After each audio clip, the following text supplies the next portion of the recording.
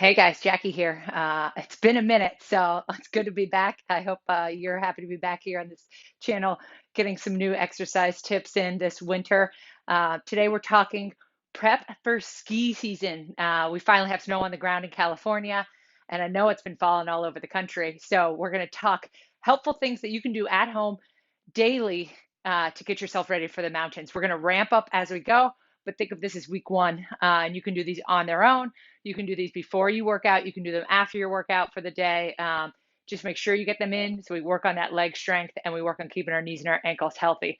You don't need any weights today, but if you have them, awesome. Get maybe some light weights nearby or medicine ball, and we'll go from there. We're going to start on the ground, okay? So we're going to start laying down flat on our back. You want your lower back to press into the ground here. So if you have this big arch, like say I can stick my hands underneath my lower back, that's not okay. We want to slightly tuck those hips so that our back is nice and flat on the ground. From here, we're going to push through our big toe, our pinky toe, and our heel, squeeze and come up into that glute bridge. Now, I know everybody thinks they know how to do a glute bridge, but most people come up and they overarch. You get that arch in your lower back, and it turns out to not be a glute exercise. It turns out to be a lower back exercise that's not doing you any good. So let's think about that together. Let's slightly tuck those hips, get that lower back flat on the ground, push through your big toe, your pinky toe, and your ankle. And then I want you to give me an exhale like you're blowing out candles on a birthday cake as you lift those hips up off the ground. So you're going to come up, inhale, bring the hips back down. Same thing, keep that flat back. Exhale, press up. Inhale, come down. Exhale, come back up. So you're going to do that about 12 times, really focusing on firing the glutes each time. At the top of that range of motion, you want to feel like you're giving yourself a wedgie, like you're pinching a dollar bill between your cheeks, that nice tight squeeze. All right.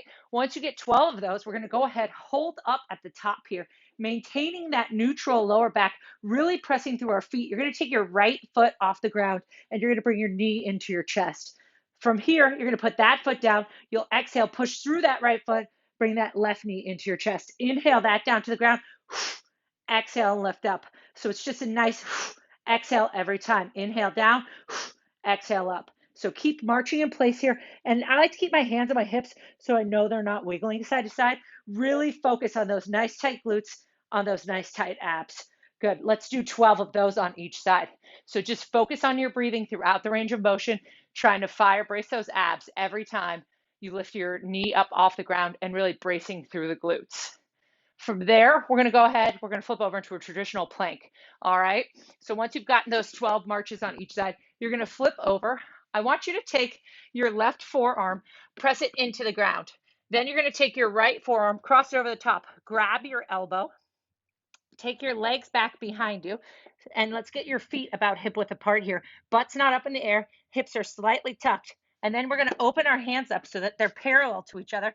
Elbows are directly underneath my shoulders. Hands are pressing into the ground. Glutes are super tight, and I'm in that tuck position. Again, focusing on my breathing here, okay? A lot of people, and I can feel myself doing it right now, are going to go ahead and tense up their quads when they do this too. Try to keep your quads nice and relaxed. Try to keep those tops of your legs relaxed as you squeeze your bum and hold this plank position. So you're just going to hold here. Let's hold for 10 more seconds, focusing on our breathing and just staying nice and tight. Don't let yourself relax. Keep holding here for 3, 2, 1. Good. Knees can come down. You can push back. And then we can go ahead and stand up. So I'd probably do 2 sets of all those things we just did on the ground, maybe 3 depending on the day, but definitely 2 sets of the glute bridges, 2 sets of the marching, and 2 sets of plank. So you can just turbo through them, 30 seconds each, 2 rounds. Maybe give yourself 30 seconds of break in between if you want it. From there, we're going to stand up. We're going to work on some single leg deadlifting. So we're going to balance on our right foot. And notice I have no shoes on here. The only shoes that I would wear for doing this would be a flat-soled shoe. If you're in your running shoe, go ahead, slip that off. It's got too much cushion. You're not going to be able to feel the ground. So go ahead, stand on your right foot. You can bring your hands out in front of you. You can bring them out to the side. You can bring them to your chest. You're going to slightly bend that knee that you're standing on. So I'm going to slightly bend my right leg. I'm going to inhale, lower myself down, hold 1, 2, exhale, squeeze and stand. So as I lower myself down, I'm keeping my left toe pulled towards my shin. I'm pressing in to the ball of my foot, using the arch of my foot to hold on to the ground.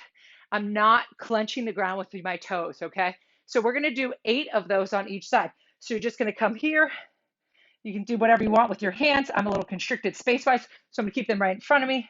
I'm gonna inhale, hold, 1, 2, exhale, squeeze my booty and stand.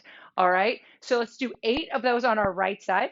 And then we'll go ahead and do 8 on the left side. Same thing on that left side.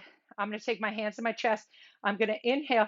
This ankle's a little weaker for me. So I'm going to inhale, find my nice fixed point on the ground. Keep that right toe pulled towards my shin. 1, 2, exhale, squeeze and stand. All right. So as you're squeezing to stand, you want to think about squeezing that area right between your butt and your hamstring. All right. So go ahead and give me 8 of those on each side. Really reinforcing that glute work, okay? If the balance piece feels too hard today, go ahead and stand on your right foot. Take your left foot about a full step back. Come up on that left toe. Slight bend in your left knee, but really bend that right knee. Inhale, hinge over that right foot, feeling like you're going to fall to the ground over that right foot, keeping your back nice and flat. Hold, 1, 2, squeeze, and stand from here, okay? We're just going to use this back foot as a kickstand, and your weight will still be driving into that front glute and hamstring.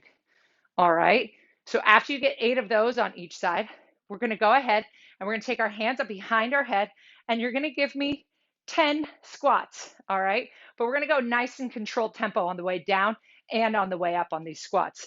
So another thing we want to think about as we're squatting, we're going to take that big inhale, feel like we're pulling ourselves down with our big toes.